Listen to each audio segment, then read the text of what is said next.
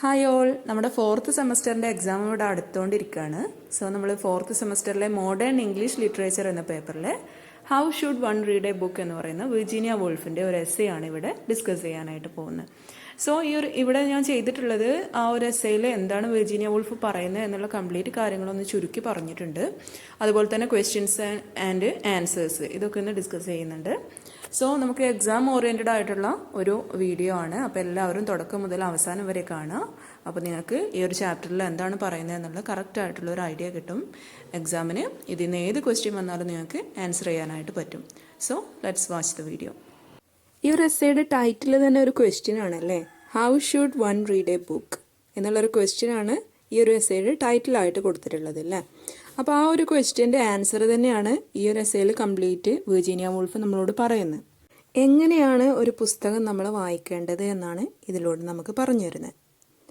അപ്പോൾ ഫസ്റ്റ് തന്നെ അവർ നമ്മളോട് പറയുന്നത് the only advice indeed that one person can give another about reading is to take no advice, to follow your own instincts, to use your own reason, to come to your own conclusion എന്നാണ്. ഒരു പുസ്തകം നമ്മൾ വായിക്കാനായിട്ട് എടുക്കുമ്പോൾ നമ്മൾ മറ്റുള്ളവരോട് advice ചോദിക്കാനായിട്ട് പാടില്ല. ഈ പുസ്തകം നീ വായിച്ചതാണോ, ഇതെങ്ങനെയുണ്ട്, വായിക്കാൻ കൊള്ളാമോ, എന്താണ് അതിൽ ഉൾപ്പെട്ടിട്ടുള്ള കോണ്ടൻസ് എന്തൊക്കെയാണ്, എന്താണ് അതിൽ പറയുന്ന കാര്യങ്ങൾ എന്നൊക്കെ ഒപ്പീനിയൻ ചോദിച്ചുകൊണ്ട് അഡ്വൈസ് ചോദിച്ചുകൊണ്ട് നമ്മളൊരു പുസ്തകത്തിന് വിലയിരുത്തുമ്പോൾ ആ പറഞ്ഞു തന്ന വ്യക്തിയുടെ അതേ വ്യൂ പോയിന്റിലൂടെയാണ് നമ്മൾ ആ ഒരു പുസ്തകം വായിച്ചെടുക്കുക. അപ്പോൾ അത്തരത്തിലുള്ള ഒരു അഡ്വൈസ് ഒന്നും സ്വീകരിക്കാണ്ട് ഒരു പുസ്തകം ഫ്രഷ് ആയിട്ട് എടുത്തിട്ട് അതങ്ങോട്ട് വായിക്കുക. അതിനുശേഷം നമ്മളുടേതായിട്ടുള്ള ഒരു കൺക്ലൂഷനിലോട്ട് എത്തിച്ചേരുക. അപ്പോൾ മാത്രമേ ആ ഒരു ഇൻഡിവിജ്വൽ ഡിഫറൻസ് ആ ഒരു വായനയിൽ നമുക്ക് കാണിക്കാനായിട്ട് പറ്റുള്ളൂ. അതല്ലെങ്കിൽ മറ്റുള്ളവർ പറഞ്ഞു തന്ന അതേ ഒരു വ്യൂ പോയിന്റിലൂടെ വായിക്കുമ്പോൾ അവിടെ ഒരു ഡിഫറൻ്റ് ആയിട്ടുള്ള ഒരു കൺക്ലൂഷനിലോട്ട് നമുക്ക് എത്തിച്ചേരാനായിട്ട് സാധിക്കില്ല.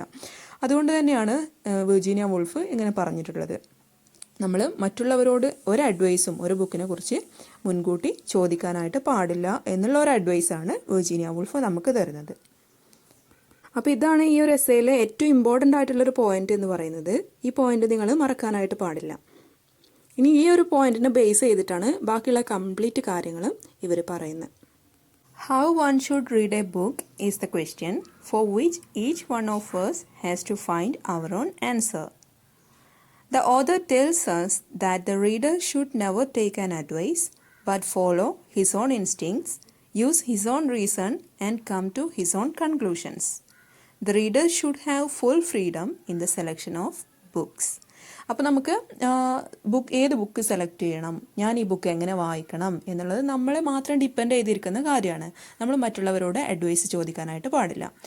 ഏത് ബുക്ക് സെലക്ട് ചെയ്യണം, ഒരു ലൈബ്രറിയിൽ കയറിയാൽ ഞാൻ ഇന്ന ബുക്ക് വായിക്കണം, ഞാൻ ഇന്ന ബുക്ക് വായിക്കണ്ട എന്ന് തീരുമാനിക്കുന്നത് നമ്മളാണ്. So we have the complete freedom of selecting books. അതിനുശേഷം നമ്മൾ എന്താ ചെയ്യേണ്ടത്, ആ ബുക്ക് വായിക്കണം, നമ്മളുടേതായിട്ടുള്ള കൺക്ലൂഷനിലോട്ട് എത്തിച്ചേരണം. അല്ലാണ്ട് മറ്റുള്ളവരോട് ഒപ്പീനിയൻ ചോദിക്കരുത്, അഡ്വൈസ് ചോദിക്കരുത് എന്നാണ് പറഞ്ഞിട്ടുള്ളത്. Where and when was the Battle of Waterloo was fought is a question for which there are no two answers. But the question whether Hamlet or King Lear is a better play, the answer can be different. അതായത് ഇവിടെ പറയുന്നത് എന്താണെന്ന് വെച്ചാൽ Waterloo യുദ്ധം നടന്നത്, Waterloo എന്ന് പറയുന്ന ആ ഒരു ബാറ്റിൽ നടന്നത് എവിടെയെന്ന് ചോദിക്കുമ്പോൾ അതിന് രണ്ട് ആൻസേഴ്സ് ഒരിക്കലും ഉണ്ടാവില്ല. ആ യുദ്ധം നടന്നത് ഇന്ന സ്ഥലത്താണെന്ന് എല്ലാ ആളുകളും ഒരുപോലെ ഒരേ ആൻസർ പറഞ്ഞേക്കാം. പക്ഷേ നമ്മൾ ചോദിക്കുകയാണ്, കിങ് ലിയർ നീ വായിച്ചതാണോ, അതെങ്ങനെയുണ്ട്, ഹാംലെറ്റ് നീ വായിച്ചതാണോ, അതെങ്ങനെയുണ്ട് എന്ന് നമ്മൾ രണ്ട് വ്യക്തികളോട് ചോദിക്കുകയാണെങ്കിൽ തീർച്ചയായിട്ടും ആ രണ്ട് വ്യക്തികളും പറയുന്ന ആൻസർ ഡിഫറെൻ്റ് ആയിരിക്കും. ഹാംലെറ്റ് ഇങ്ങനെയാണ് എന്ന് ഒരാൾ പറഞ്ഞാൽ ഹാംലെറ്റ് അങ്ങനെയല്ല ഇങ്ങനെയാണ് എന്ന് മറ്റേ ആൾ നമ്മളോട് പറഞ്ഞേക്കാം. കാരണം രണ്ടും രണ്ട് വ്യൂ പോയിന്റ് ആയിരിക്കും നമുക്ക് കിട്ടുക. രണ്ട് വ്യക്തികളും വായിച്ചത് രണ്ട് വ്യൂ പോയിന്റിലൂടെ ആയിരിക്കണം എന്നാണ് പറഞ്ഞിട്ടുള്ളത്. അപ്പോൾ ഒരു പുസ്തകം വായിക്കാനെടുക്കുമ്പോൾ ഓരോ വ്യക്തിയും അവരുടെ വ്യൂ പോയിന്റിലൂടെ വായിച്ച് അവരുടേതായിട്ടുള്ള കൺക്ലൂഷൻ കണ്ടെത്തുമ്പോൾ ഓരോ ബുക്കിനെ കുറിച്ചും ഓരോ വ്യക്തിക്കുള്ള ഒപ്പീനിയൻ എന്തായിരിക്കും, ഡിഫറെൻ്റ് ആയിരിക്കും എന്നാണ് പറഞ്ഞിട്ടുള്ളത്. ആ ഒരു ഡിഫറൻസ് തന്നെയാണ് നമുക്ക് വേണ്ടതും. We are not bound by laws and conventions regarding books that we should choose for reading. The choice is left entirely to ourselves. പുസ്തക വായനയുടെ കാര്യത്തിൽ നമുക്ക് പ്രത്യേകിച്ച് നിയമങ്ങളും കാര്യങ്ങളും ഒന്നുമില്ല അല്ലേ. ആർക്കും ഇഷ്ടമുള്ള പുസ്തകം എപ്പോൾ വേണമെങ്കിലും എന്താണ് വായിക്കാം. അപ്പോൾ അങ്ങനെ റെസ്ട്രിക്ഷൻസ് ഒന്നും ഇല്ലാത്തത് കൊണ്ട് തന്നെ the choice is left entirely to ourselves. നമ്മൾ ഏത് പുസ്തകം വായിക്കണമെന്ന് ഡിസൈഡ് ചെയ്യുന്നത് ആരാണ്? നമ്മൾ തന്നെയാണ് അല്ലേ. അപ്പോൾ ഇഷ്ടമുള്ള പുസ്തകം എടുക്കുക, വായിക്കുക, അല്ലാണ്ട് മറ്റുള്ളവരോട് ഒപ്പീനിയൻ ചോദിക്കരുത് എന്നാണ് പറഞ്ഞിട്ടുള്ളത്. നെക്സ്റ്റ് നോക്കിയേ, the reader should approach A book without any pre conception. Even before selecting books for reading, we entertain doubts about the truth in fiction, falsehood in poetry, flattery in biographies, and so on. അതായത് നമ്മളൊരു പുസ്തകം വായിക്കാനായിട്ട് എടുക്കുമ്പോൾ തന്നെ നമ്മൾ അതിനെക്കുറിച്ചൊരു prejudice, ഒരു മുൻധാരണയോടുകൂടി നമ്മളൊരു പുസ്തകം എന്താണ് വായിക്കാനായിട്ട് പാടില്ല. ഇപ്പോൾ ഫിക്ഷൻ എന്ന് പറയുന്നത് എന്താണ്, അതിൽ എന്തെങ്കിലും ട്രൂത്ത് കണ്ടെത്താനായിട്ട് ശ്രമിക്കാം. അല്ലെങ്കിൽ പോയട്രി എന്ന് പറയുന്നത് കംപ്ലീറ്റ് എന്താണ്, അത് കംപ്ലീറ്റ് ഫാൾസ്ഹുഡാണ് എന്നുള്ളൊരു തോന്നൽ നമുക്ക് ഉണ്ടാവുക. അതുപോലെ തന്നെ ബയോഗ്രഫീസ് എന്ന് പറയുമ്പോൾ അത് കംപ്ലീറ്റ് എന്താണ്, ഫ്ലാറ്ററിങ് ആണ്. ഇങ്ങനെ ഒരാളെക്കുറിച്ച് ഇങ്ങനെ പൊക്കി പറയുന്ന കുറേ കാര്യങ്ങളാണ് ബയോഗ്രഫി എന്നുള്ള ഒരു പ്രീ കൺസെപ്ഷനോട് കൂടെ നമ്മൾ വായിക്കാനായിട്ട് ഒരു പുസ്തകം എടുക്കാനായിട്ട് പാടില്ല എന്നാണ് പറഞ്ഞിട്ടുള്ളത്. We should not dictate to the author but must identify himself with the author. If he fails to do so, he will be the loser because he will not be able to gain anything valuable from the reading. Each writer provides us with some different view. ഇവിടെ പറഞ്ഞിട്ടുള്ളത് നമ്മൾ ഒരിക്കലും എന്താണ് author എഴുതി വെച്ചതിനെ കുറിച്ച് കുറ്റം പറയുകയല്ല വേണ്ടത്. പകരം എന്താണ്, എന്താണോ എഴുതി വെച്ചിട്ടുള്ളത് അത് അതുപോലെ വായിച്ച് മനസ്സിലാക്കുക. അപ്പോൾ മാത്രമേ നമുക്ക് ആ ഒരു പുസ്തകം വായിച്ച് മനസ്സിലാക്കിയെടുത്ത് ഞാനത് വിൻ ചെയ്തു എന്ന് പറയാൻ പറ്റുള്ളൂ. അല്ലെങ്കിൽ നമ്മളിങ്ങനെ ഒരു വായിച്ചുകൊണ്ടിരിക്കുമ്പോൾ ഒരു ഓഥറിനെ ഇങ്ങനെ കുറ്റപ്പെടുത്തിക്കൊണ്ട് അയ്യേ ഇത് ശരിയല്ല അത് ശരിയല്ല എന്നൊക്കെ പറഞ്ഞ് ഇങ്ങനെ കുറ്റപ്പെടുത്തിക്കൊണ്ട് എന്താണ് വായിക്കുമ്പോൾ നമുക്ക് ആ ഒരു പോസിറ്റീവായിട്ടുള്ള ഒരു റീഡിങ് എക്സ്പീരിയൻസ് നമുക്ക് കിട്ടില്ല എന്നാണ് പറഞ്ഞിട്ടുള്ളത്. ഓരോ റൈറ്റേഴ്സിനും അവരുടേതായിട്ടുള്ള സ്റ്റൈൽസ് ഉണ്ട് അല്ലേ. അപ്പോൾ ആ ഒരു സ്റ്റൈലിലേ അവർക്ക് എഴുതാനായിട്ട് സാധിക്കുള്ളൂ. അപ്പോൾ നമ്മൾ രണ്ട് റൈറ്റേഴ്സിനെ വെച്ച് ഇങ്ങനെ കമ്പയർ ചെയ്യുമ്പോൾ എന്താണ്, തീർച്ചയായിട്ടും ചിലപ്പോൾ ഒരാൾ നല്ല ബെറ്റർ ആയിട്ടുള്ള എഴുത്തുകാരനായിരിക്കാം, മറ്റേ ആൾ എന്താണ് ബെറ്റർ അല്ല എന്ന് പറയാൻ നമുക്ക് പറ്റില്ല, കാരണം അത് അയാളുടെ സ്റ്റൈലായിരിക്കും. അപ്പോൾ ഓരോ റൈറ്റേഴ്സിനും അവരവരുടേതായിട്ടുള്ള വ്യൂ പോയിന്റ്സും റൈറ്റിംഗ് സ്റ്റൈൽസൊക്കെ ഉണ്ട് എന്നിരിക്കെ നമ്മൾ ഒരു റൈറ്ററിനെ എന്താണ് ഇങ്ങനെ കുറ്റപ്പെടുത്താനോ അല്ലെങ്കിൽ അത് ശരിയല്ല ഇത് ശരിയല്ല ഈ പുസ്തകം കൊള്ളില്ല എന്നൊക്കെ ഇങ്ങനെ പറയാനായിട്ട് പാടില്ല. പകരം എന്താണ്, വായിക്കാനെടുക്കുന്ന ആ ഒരു പുസ്തകത്തിൻ്റെ കൂടെ അവസാനം വരെ എന്താണ് നമ്മൾ അതിലൂടെ ഇങ്ങനെ സഞ്ചരിക്കണം എന്നാണ് പറഞ്ഞിട്ടുള്ളത്.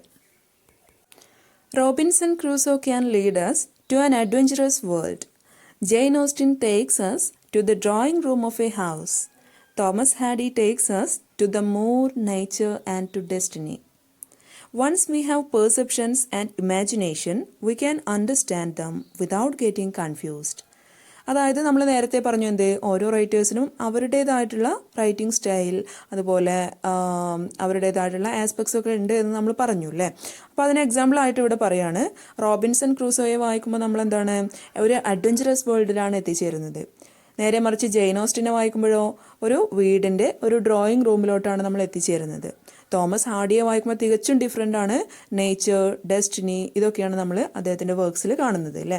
അപ്പോൾ ഇതാണ് പറഞ്ഞത്, ഓരോ റൈറ്റേഴ്സിനും അവരുടേതായിട്ടുള്ള റൈറ്റിംഗ് സ്റ്റൈലുണ്ടെന്ന്. അപ്പോൾ നമ്മൾ അതിനെ മാനിച്ചുകൊണ്ട് ഓരോ പുസ്തകം എന്താണ് വായിക്കണം എന്നാണ് പറഞ്ഞിട്ടുള്ളത്. അപ്പോൾ നമുക്ക് ഡിഫറെൻ്റ് ആയിട്ടുള്ള എക്സ്പീരിയൻസസ് ഓരോ ബുക്കിൽ നിന്നും എന്താണ് കിട്ടും. അപ്പോൾ ഒരു പുസ്തകം വായിക്കാൻ എടുക്കുമ്പോൾ നമ്മൾ പ്രീ കൺസെപ്ഷൻസ്, പ്രിജുഡൈസസ് ഒക്കെ മാറ്റി വെച്ചിട്ട് ഒരു പുസ്തകത്തിനെ അപ്രോച്ച് ചെയ്യുമ്പോൾ നമുക്ക് എന്താണ് ഇത്തരത്തിലുള്ള ഡിഫറൻസുകളൊക്കെ മനസ്സിലാക്കിയിട്ട് ഒരു പുസ്തകം കംപ്ലീറ്റ് ആയിട്ട് എൻജോയ് ചെയ്തിട്ട് വായിക്കാനായിട്ട് സാധിക്കുമെന്നാണ് പറഞ്ഞിട്ടുള്ളത്. Biographies and memoirs rouse our curiosity. We see what these men are doing, what conflicting notions they have, and how they tackle difficult situations. Such books, according to the author, can refresh our own creative powers, but we should remember that a biographer cannot offer us anything more than facts. എന്നാണ് പറഞ്ഞിട്ടുള്ളത്. അതായത് biography, മെമ്മോയേഴ്സ്, നമ്മളിപ്പോൾ ഒരു ലൈബ്രറിയിൽ കയറുകയാണെങ്കിൽ ഓരോ സെക്ഷനായിട്ട് നമുക്ക് ഒരുപാട് പുസ്തകങ്ങൾ കാണാനായിട്ട് സാധിക്കും അല്ലേ. ഫിക്ഷന് കാണാം, പോയട്രി കാണാം, ബയോഗ്രഫി കാണാം, ഓട്ടോബയോഗ്രഫി കാണാം, ഡ്രാമ കാണാം, അങ്ങനെ ഒരുപാട് സെക്ഷൻസ് നമുക്ക് കാണാനായിട്ട് സാധിക്കും. അപ്പോൾ നമ്മൾ ബയോഗ്രഫി ആൻഡ് മെമ്മോയേഴ്സ് എന്നുള്ള ആ ഒരു സെക്ഷനിലോട്ട് പോകുമ്പോൾ നമുക്ക് അവിടെ കാണാൻ പറ്റുന്നത് ഒരുപാട് പേരുടെ ജീവചരിത്രങ്ങൾ ഇങ്ങനെ കാണാനായിട്ട് സാധിക്കുകയാണ് അല്ലേ. അപ്പോൾ ഇതൊക്കെ പറയുന്നത് എന്താണെന്ന് വെച്ചാൽ ഒരാളെ മറ്റൊരാളെ കുറിച്ച് എഴുതുന്നതാണല്ലോ ബയോഗ്രഫി എന്ന് പറയുന്നത് നമ്മൾ സ്വയം എഴുതുന്നതാണ് എന്ത്, ഓട്ടോബയോഗ്രഫി. നമ്മളെക്കുറിച്ച് മറ്റൊരാളെ എഴുതുമ്പോൾ അതെന്താണ്, ബയോഗ്രഫിയാണ് അല്ലേ. അപ്പോൾ ഇത്തരത്തിലുള്ള പുസ്തകങ്ങളിൽ നമുക്ക് കാണാൻ പറ്റുന്നത് what these men are doing, what conflicting notions they have and how they tackle difficult situations. ഇത്തരം കാര്യങ്ങളൊക്കെയാണ് ബയോഗ്രഫിയിൽ കാണുക അല്ലേ. ആ ഒരു വ്യക്തിയുടെ ജീവചരിത്രമാണ് ബയോഗ്രഫിയിൽ നമുക്ക് കാണാനായിട്ട് സാധിക്കുക അല്ലേ. അപ്പോൾ such books according to the author, ഇനി നമ്മളുടെ ഓതർ ആയിട്ടുള്ള വിർജീനിയ വൂൾഫ് നമ്മളോട് പറയാണ് സച്ച് ബുക്സ്, അതായത് ബയോഗ്രഫീസ് ആൻഡ് മെമ്മോയേഴ്സ് എന്ന് പറയുന്നത് can refresh our own creative powers, നമ്മളുടെ ക്രിയേറ്റീവ് പവർ റീഫ്രഷ് ചെയ്യാനായിട്ട് ബയോഗ്രഫീസും മെമ്മോയേഴ്സും ഒക്കെ ഹെൽപ്പ് ചെയ്യുമെന്നാണ് പറഞ്ഞിട്ടുള്ളത്. But we should remember that a biographer cannot offer us anything more than facts. പക്ഷെ എന്താണ്, ഫാക്റ്റിനപ്പുറം മറ്റൊന്നും നമുക്ക് പ്രൊവൈഡ് ചെയ്യാൻ ആർക്ക് സാധിക്കില്ല, ഈ ഒരു ബയോഗ്രഫർക്ക് സാധിക്കില്ല. ബയോഗ്രഫി എഴുതുന്ന ആൾക്ക് ഫാക്റ്റുകൾ മാത്രമേ നമുക്ക് കൺവേ ചെയ്യാനായിട്ട് സാധിക്കുള്ളൂ. അല്ലാണ്ട് പുതിയതായിട്ട് എന്താണ് ഒന്നും ഒരു ഇമാജിനേഷൻ എന്താണ് ആ ഒരു ബുക്കിൽ നമുക്ക് കാണാനായിട്ട് സാധിക്കില്ല. വെറും ഫാക്റ്റുകൾ മാത്രമാണ്, സത്യങ്ങൾ മാത്രമാണ് അതിൽ പറയാനായിട്ട് സാധിക്കുള്ളൂ അല്ലേ. ഇപ്പോൾ ഒരു വ്യക്തിയെക്കുറിച്ച് ഇല്ലാത്ത കാര്യങ്ങൾ ഇമാജിനേഷനൊക്കെ ഉൾക്കൊള്ളിച്ചുകൊണ്ട് നമുക്ക് ഉണ്ടാക്കി പറയാനായിട്ട് സാധിക്കില്ലല്ലോ അല്ലേ. ഉള്ള കാര്യങ്ങളെ നമുക്ക് ബയോഗ്രഫിയിൽ കൊടുക്കാനായിട്ട് സാധിക്കുള്ളൂ. അതുകൊണ്ട് തന്നെ ബയോഗ്രഫിയിൽ നമുക്ക് ഫാക്റ്റ് മാത്രമേ കാണാൻ സാധിക്കുള്ളൂ എന്നാണ് ആര് പറയുന്നത്, വിർജീനിയ വൂൾഫ് പറയുന്നത്. അതുകൊണ്ട് തന്നെ so a biography is inferior to fiction. Fiction എന്നൊക്കെ പറയുമ്പോൾ എന്താണ്, നമുക്ക് നമ്മളുടെ ആ ഒരു ഇമാജിനേറ്റീവ് വേൾഡ് എക്സ്പ്ലോർ ചെയ്യാനുള്ള ഒരു ചാൻസ് അവിടെ ഉണ്ട് അല്ലേ. പക്ഷേ ബയോഗ്രഫി ആകുമ്പോൾ എന്താണ്, ഫാക്റ്റുകൾ മാത്രമേ അതിൽ നമുക്ക് കാണാനായിട്ട് സാധിക്കുള്ളൂ. അതുകൊണ്ട് തന്നെ biography is inferior to fiction എന്നാണ് ഇവിടെ പറഞ്ഞിട്ടുള്ളത്. ഫിക്ഷനേക്കാളും താഴ്ന്ന നിലയിലാണ് ഇത് നിൽക്കുന്നത് ബയോഗ്രഫി. ഏതിൻ്റെ കേസിൽ, ഇങ്ങനെ ഇമാജിനേഷൻ്റെ കേസ് എടുത്ത് നോക്കുകയാണെങ്കിൽ മാത്രം എന്താണ്, ബയോഗ്രഫി ഫിക്ഷനേക്കാളും ഇച്ചിരി താഴ്ന്നിട്ടാണ് നിൽക്കുന്നത്, ഇൻഫീരിയർ ആയിട്ടാണ് നിൽക്കുന്നത്.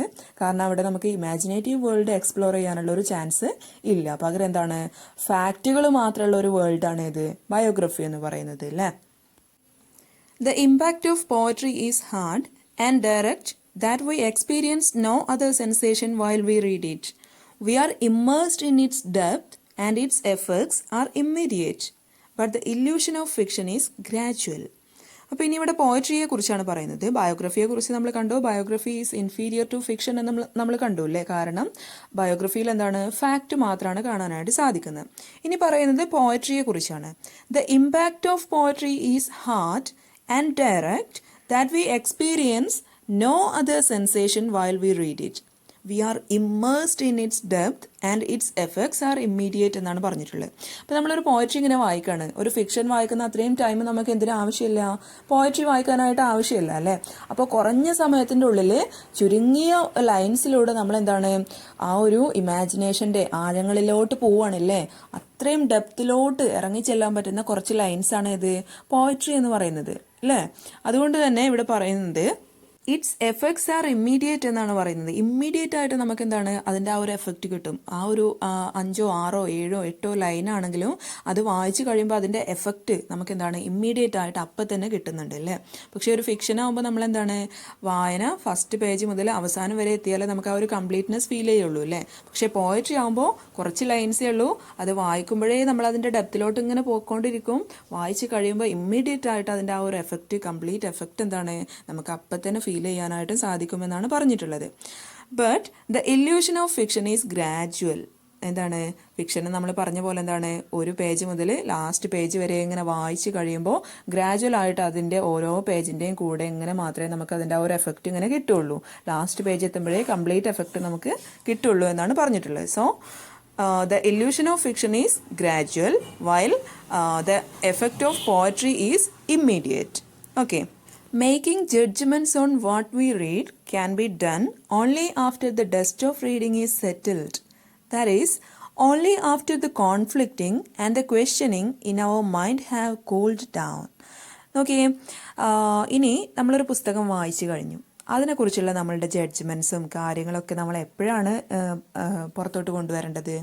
Making judgements on what we read can be done only after the dust of reading is settled. നമ്മൾ വായിച്ചു കഴിഞ്ഞിട്ട്, ഒരു പുസ്തകം കംപ്ലീറ്റ് വായിച്ചു കഴിഞ്ഞിട്ട് അതിൻ്റെ ആ ഒരു ഡസ്റ്റ് ഓഫ് റീഡിങ്, അതായത് നമ്മൾ വായിച്ചു കഴിഞ്ഞ് ആ ഇമ്മീഡിയറ്റ് ആയിട്ട് നമുക്ക് ഉണ്ടാകുന്ന ആ ഒരു ഫീലിംഗ് ഉണ്ട് അല്ലേ? ഒരു പുസ്തകം കംപ്ലീറ്റ് വായിച്ചു കഴിയുമ്പോൾ നമുക്ക് കിട്ടുന്ന ഒരു ഫീലിംഗ് ഉണ്ട്, ഒരു എന്താ പറയുക, ഒരു സംതൃപ്തി ഉണ്ട് അല്ലേ? അതായത് ആ ഒരു ഞാനിപ്പോൾ ഈ പുസ്തകം വായിച്ചു കഴിഞ്ഞു എന്നുള്ള ആ ഒരു തോന്നലുണ്ടല്ലോ, അതിൽ നിന്ന് ഒരു മോചനം കിട്ടുമ്പോൾ മാത്രമാണ് പിന്നീടാണ് നമ്മൾ എന്ത് ചെയ്യുന്നത്, എങ്ങനെയായിരുന്നു ആ പുസ്തകം, എങ്ങനെ ഉണ്ടായിരുന്നു ആ ഒരു പുസ്തകത്തിൻ്റെ ആ ഒരു വായനാനുഭവം എങ്ങനെ ഉണ്ടായിരുന്നു, എങ്ങനെയാണ് പുസ്തകം കൊള്ളാമോ എന്നൊക്കെ നമ്മൾ നമ്മളോട് തന്നെ എന്താണ് ഒരു അനലൈസ് ചെയ്യുകയാണല്ലേ. നമ്മളുടെ ആ ഒരു വായനാനുഭവത്തിനെ നമ്മൾ തന്നെ ഒന്ന് അനലൈസ് ചെയ്യും. അതെപ്പോഴാണ് നമ്മൾ ചെയ്യുന്നത്? ഒരു പുസ്തകം വായിച്ചു കഴിഞ്ഞിട്ട് അതിൻ്റെ ആ ഒരു ഡസ്റ്റ് ഓഫ് റീഡിങ്, ആ ഒരു പൊടിപടലമൊക്കെ ഇങ്ങനെ അടങ്ങിക്കഴിഞ്ഞതിന് ശേഷം എന്നാണ് പറഞ്ഞിട്ടുള്ളത്. അപ്പോൾ പുസ്തകം വായിച്ചു കഴിഞ്ഞാൽ പൊടിപടലം ഉണ്ടാവുമൊന്നുമില്ലല്ലേ.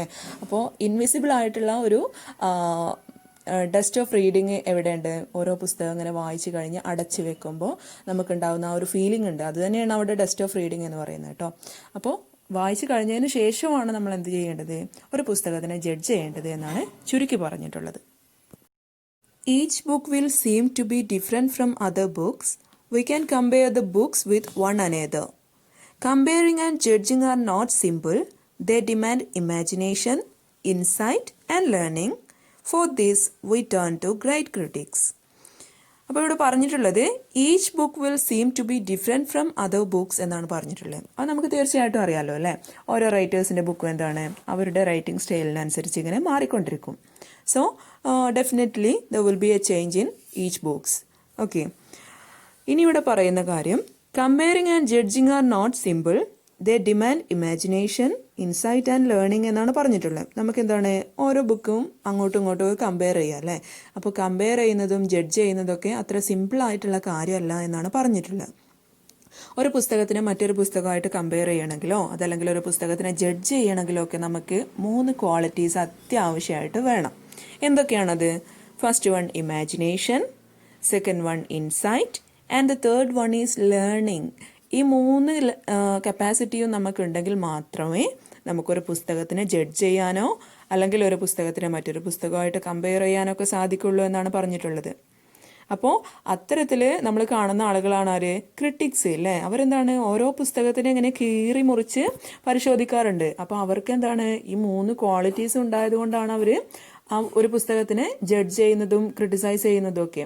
അപ്പോൾ നമുക്ക് വെറുതെ അങ്ങോട്ട് കയറി ക്രിട്ടിസൈസ് ചെയ്യാനൊന്നും സാധിക്കില്ല. നമുക്ക് ഇമാജിനേഷനും ഇൻസൈറ്റും ലേണിങ്ങും ഉണ്ടെങ്കിൽ മാത്രമേ നമുക്കൊരു പുസ്തകത്തിനെ കമ്പയർ ചെയ്യാനോ ജഡ്ജ് ചെയ്യാനോ ക്രിട്ടിസൈസ് ചെയ്യാനോ ഒക്കെ സാധിക്കുകയുള്ളൂ.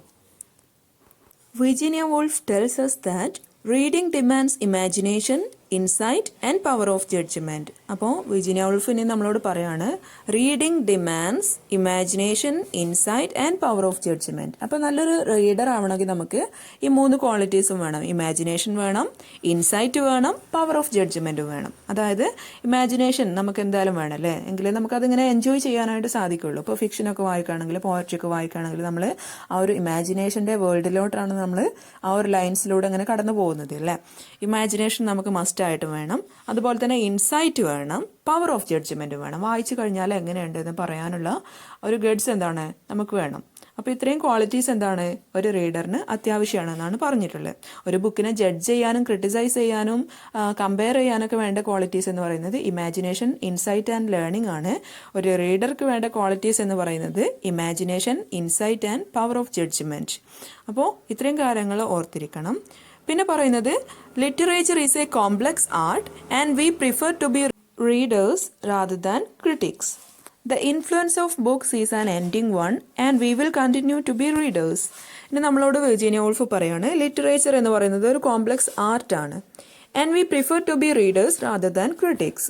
നമ്മളെന്താണ് റീഡേഴ്സായിട്ട് എക്സിസ്റ്റ് ചെയ്യുന്നതാണ് നല്ലത്. ക്രിട്ടിക്സ് ആയിട്ട് നിൽക്കുന്നതിനേക്കാളും റീഡേഴ്സായിട്ട് ഒരു ബുക്കിനെ അപ്രോച്ച് ചെയ്യുന്നതാണ് എപ്പോഴും ബെറ്റർ എന്നാണ് പറയുന്നത്. അതുപോലെ തന്നെ the influence of books is an ending one and we will continue to be readers. ഇപ്പോൾ ഒരു പുസ്തകം വായിച്ചു കഴിഞ്ഞാൽ എന്താണ് അത് അവിടെ കഴിഞ്ഞു അല്ലേ. അപ്പോൾ ഇനി മറ്റൊരു റീഡിങ് എക്സ്പീരിയൻസ് കിട്ടണമെങ്കിൽ എന്താണ്, മറ്റൊരു പുസ്തകം എടുത്ത് നമ്മൾ വായിച്ചുകൊണ്ടേ ഇരിക്കണം. അപ്പോൾ നമ്മൾ എപ്പോഴും എന്താണ്, ക്രിട്ടിക്സ് ആയിട്ട് ഇങ്ങനെ ഒരു ബുക്കിനെ ഇങ്ങനെ ജഡ്ജ് ചെയ്തുകൊണ്ടിരിക്കുന്നതിനേക്കാളും ബെറ്റർ എന്താണ്, എപ്പോഴും നമ്മളൊരു റീഡറായിട്ട് ഇങ്ങനെ എക്സിസ്റ്റ് ചെയ്യുന്നതാണ് നല്ലത്. ഒരു പുസ്തകം വായിച്ചു കഴിഞ്ഞാൽ മറ്റൊരു പുസ്തകം എടുത്ത് വായിക്കാൻ സ്റ്റാർട്ട് ചെയ്യാം, വായിക്കുന്നത് തുടങ്ങാം. അങ്ങനെ എന്താണ്, വായന ഇങ്ങനെ കണ്ടിന്യൂ ചെയ്തുകൊണ്ടേ ഇരിക്കുക എന്നാണ് പറഞ്ഞിട്ടുള്ളത്. അപ്പോൾ ഇത്രയും കാര്യങ്ങളാണ് ഈ ഒരു എസ്സേയിൽ വിർജീനിയ വൂൾഫ് നമ്മളോട് പറയുന്നത്. ഇനി ഡീറ്റെയിൽഡ് ആയിട്ട് ഓരോ കാര്യങ്ങളും ടെക്സ്റ്റിൽ കൊടുത്തിട്ടുണ്ട്. അപ്പോൾ ടെക്സ്റ്റ് വായിക്കുക. അതിൻ്റെ ഓൾമോസ്റ്റ് എല്ലാ ഐഡിയയും ഇതിൽ വന്നിട്ടുണ്ട്. അപ്പോൾ ബയോഗ്രഫിയെ കുറിച്ച് എന്താണ് പറയുന്നത്, പോയട്രിയെ കുറിച്ച് എന്താണ് പറയുന്നത്, ഫിക്ഷനെ കുറിച്ച് എന്താണ് പറയുന്നത്, റീഡേഴ്സിൻ്റെയും ക്രിട്ടിക്സിൻ്റെയും ക്വാളിറ്റീസ് എന്തൊക്കെയാണ്, അതുപോലെ തന്നെ റീഡേഴ്സിന് കൊടുക്കുന്ന ഒരു അഡ്വൈസ് എന്താണ്, വിർജീനിയ വൂൾഫ് ഒരു അഡ്വൈസ് കൊടുക്കുന്നുണ്ട് റീഡേഴ്സിന്. അപ്പോൾ ഇത്രയും കാര്യങ്ങളൊക്കെ ഇതിൽ ഉൾക്കൊള്ളിച്ചിട്ടുണ്ട്. ഈ ഒരു എസ്സേന്ന് ഒരു എസ്സേ ക്വസ്റ്റ്യൻ ചോദിച്ചാലൊക്കെ നിങ്ങൾക്ക് എഴുതാൻ പറ്റുന്ന കാര്യങ്ങൾ ഇവിടെ കൊടുത്തിട്ടുണ്ട്. ഇത്രയും കാര്യങ്ങൾ നിർബന്ധമായിട്ടും നിങ്ങൾ പഠിച്ചിരിക്കണം, എങ്കിൽ മാത്രമേ നിങ്ങൾക്ക് ഒരു എസ്സേ ക്വസ്റ്റ്യനൊക്കെ ചോദിച്ചാൽ എഴുതാനായിട്ട് സാധിക്കുള്ളൂ. ഇനി നമുക്ക് ഈ ഒരു എസ്സേയുടെ ക്വസ്റ്റ്യൻ ആൻഡ് ആൻസർ സെക്ഷനിലോട്ട് പോവാം. First one, what is the only advice that a person can give another about reading involves opinion? ഇത് നമ്മൾ ഫസ്റ്റ് പഠിച്ചിട്ടുള്ള ഒരു സെൻറ്റൻസ് ആണ് അല്ലേ. അപ്പോൾ ഇതാണ് ഈ ഒരു എസ്സേയിലെ ഏറ്റവും ഇമ്പോർട്ടൻ്റ് ആയിട്ടുള്ള സെൻറ്റൻസ് ആണ്, മറക്കാനായിട്ട് പാടില്ല. The only advice that a person can give another about reading is to take no advice but to follow his own instincts, to use his own reason and to come to his own conclusions. ഇതാണ് ഈ ഒരു ക്വസ്റ്റ്യൻ്റെ answer ആയിട്ട് വരുന്നത്. Next question, how are we to bring order into this multitudinous chaos? What does the author refer to as a state of chaos? അപ്പോൾ ഒരു state of chaos ആയിട്ട് എന്താണ് വിർജീനിയ വൂൾഫ് ഈ ഒരു എസ്സേയിൽ പറഞ്ഞിട്ടുള്ളത്? അപ്പോൾ ടെക്സ്റ്റ് നിങ്ങൾ കംപ്ലീറ്റ് വായിച്ചവർക്ക് ഇതിന് ആൻസർ ചെയ്യാനായിട്ട് പറ്റും. നമ്മളിവിടെ കൊടുത്തിട്ടുള്ളത് ഒരു എസ്സേ ക്വസ്റ്റ്യനൊക്കെ ചോദിച്ചാൽ ഒരു ഓവറോൾ ഐഡിയയാണ് നമ്മളിപ്പോൾ ഇവിടെ ഡിസ്കസ് ചെയ്തിട്ടുള്ളത്. അപ്പോൾ ടെക്സ്റ്റിൽ കംപ്ലീറ്റ് നിങ്ങൾ തുടക്കം മുതൽ അവസാനം വരെ വായിച്ചാൽ മാത്രമേ ഇത്തരത്തിൽ കൊട്ടേഷൻസ് ഒക്കെ ചോദിച്ചാൽ നിങ്ങൾക്ക് ആൻസർ ചെയ്യാനായിട്ട് പറ്റുള്ളൂ. അപ്പോൾ എന്തായാലും ഈ ഒരു ക്വസ്റ്റ്യൻ്റെ ആൻസർ ഒരു സ്റ്റേറ്റ് ഓഫ് chaos ആയിട്ട് വിർജീനിയ വൂൾഫ് പറഞ്ഞിട്ടുള്ളത്, the numberless books on various subjects which the reader finds difficult to choose for reading.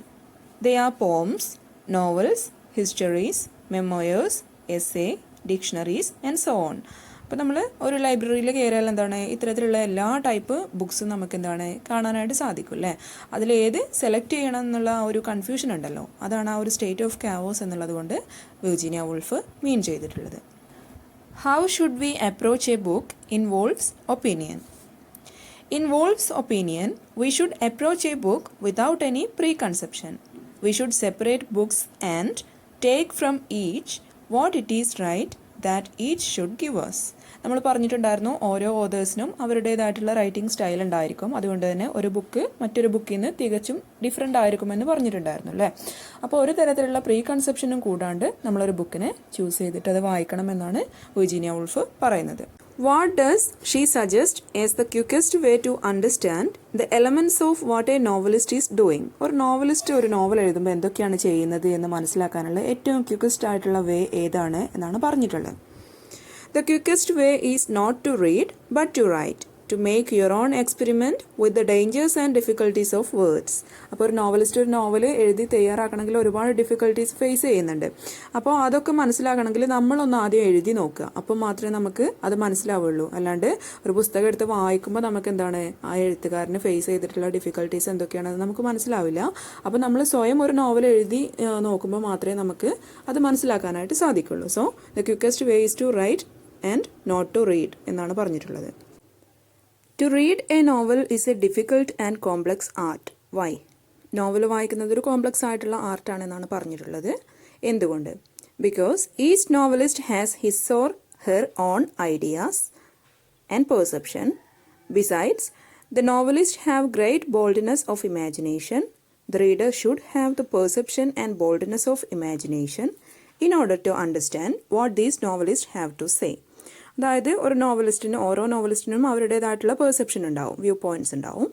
അപ്പോൾ അത് വായിച്ച് മനസ്സിലാക്കണമെങ്കിൽ അതോടൊപ്പം തന്നെ ബോൾഡ്നെസ് ഓഫ് ഇമാജിനേഷൻ എന്നാണ് പറഞ്ഞിട്ടുള്ളത്. ഓരോ റൈറ്റേഴ്സിനും നോവലിസ്റ്റിനും എന്താണ് നല്ല ഡെപ്ത് ആയിട്ടുള്ള ഇമാജിനേറ്റീവ് പവർ ഉണ്ടാവും. അപ്പോൾ അതൊക്കെ വായിച്ച് മനസ്സിലാക്കണമെങ്കിൽ റീഡേഴ്സിനും എന്താണ് ഇതുപോലുള്ള പെർസെപ്ഷനും ഇമാജിനേഷനും ഒക്കെ കുറച്ചുണ്ടായാൽ മാത്രമേ നമുക്ക് ഒരു നോവൽ വായിച്ചെടുക്കാനായിട്ട് സാധിക്കുള്ളൂ എന്നാണ് പറഞ്ഞിട്ടുള്ളത്. So we need perception and power of imagination to understand a novel എന്നാണ് പറഞ്ഞിട്ടുള്ളത്. Which are the questions that press upon us when we read lives and letters? Answer: are we refused to read them because they are not art? Or shall we read them with a different aim?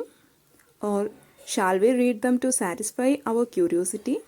അപ്പോൾ lives and letters ഒക്കെ വായിക്കുമ്പോൾ നമുക്ക് ഉള്ളിലിങ്ങനെ ഉണ്ടാകുന്ന കുറേ questions ഉണ്ട്. അപ്പോൾ അത്തരത്തിലുള്ള questions ഏതൊക്കെയാണ് എന്നാണ് ചോദിച്ചിട്ടുള്ളത്. അപ്പോൾ എസ്സേയിൽ പറഞ്ഞിട്ടുണ്ട് അതൊക്കെ. ഫസ്റ്റ് വൺ ആണ് are we refuse to read them because they are not art. രണ്ടാമത്തെ question shall we read them with a different aim. Third one shall we read them to satisfy our curiosity. അപ്പോൾ ബയോഗ്രഫിയൊക്കെ വായിക്കുമ്പോൾ എന്താണ്, അതിൽ ഫാക്റ്റുകളാണ് ഉണ്ടാവുക, അല്ലാണ്ട് ആർട്ടും ഇമാജിനേഷനൊന്നും അല്ലാന്ന് നമ്മൾ പറഞ്ഞിട്ടുണ്ടായിരുന്നു അല്ലേ. അത്തരത്തിലുള്ള വർക്കൊക്കെ വായിക്കുമ്പോൾ, ആ പുസ്തകം വായിക്കാൻ എടുക്കുമ്പോൾ നമ്മളുടെ മനസ്സിലുണ്ടാവുന്ന ചോദ്യങ്ങൾ ഏതൊക്കെയാണ് എന്നായിരുന്നു ക്വസ്റ്റ്യന്. ആ ചോദ്യങ്ങൾക്ക് എക്സാമ്പിളാണ് ഇപ്പോൾ ഇവിടെ കൊടുത്തിട്ടുള്ളത് ആൻസറായിട്ട്. അപ്പോൾ ഇതാണ് ഈ ഒരു ക്വസ്റ്റ്യൻ്റെ ആൻസറായിട്ട് വരുന്നത്. Next one, how does Virginia Woolf differentiate the effect of reading poetry and fiction? Virginia Woolf പോയട്രിയും ഫിക്ഷനും വായിക്കുന്നതിൻ്റെ തമ്മിലുള്ള ആ ഒരു ഡിഫറൻസ് എന്താണെന്ന് പറഞ്ഞിട്ടുണ്ട് അല്ലേ. എന്താണത്? The impact of poetry is hard and direct and it drives out all our sensation for a moment but the illusion of fiction is gradual. ഇത് നമ്മൾ ഓൾറെഡി കണ്ട കാര്യമാണല്ലേ.